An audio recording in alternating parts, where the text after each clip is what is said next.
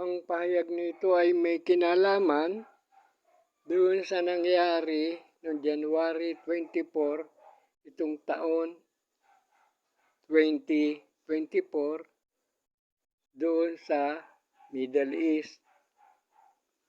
Lumitaw buhat sa ilalim ng dagat ang ipo-ipo at may lumipad na anghel patungong itaas. Na-videoan po ito buong buo.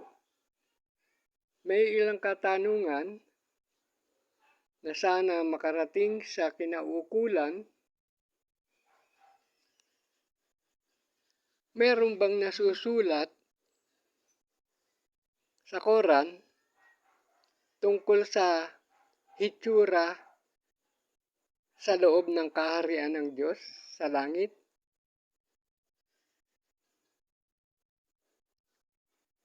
Meron bang mga pangyayari sa loob ng kaharian ng Diyos sa langit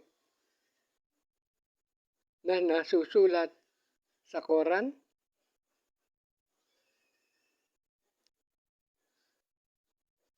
Meron bang mga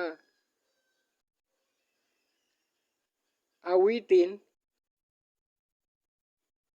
na inaawit sa loob ng kaharian ng Diyos sa langit na nasusulat sa Quran?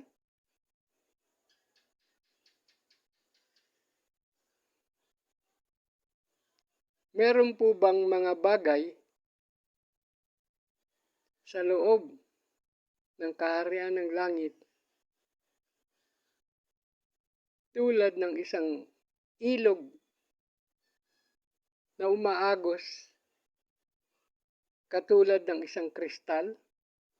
Ito po ba ay nasusulat sa Quran?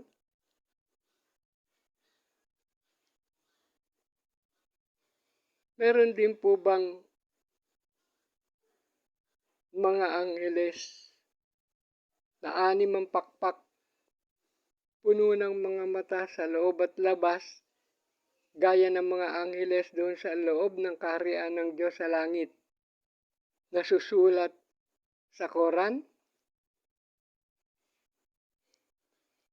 Pansamantala po ang pagsasalita sa patanong dahil may mga kasunod pa po ito nang sa ganun maunawaan natin sino man saan man kailan ano na po yung nakitang lumipad na anghel patungo sa itaas noong January 24, 2024 sa kasalukuyan. Marami pong salamat.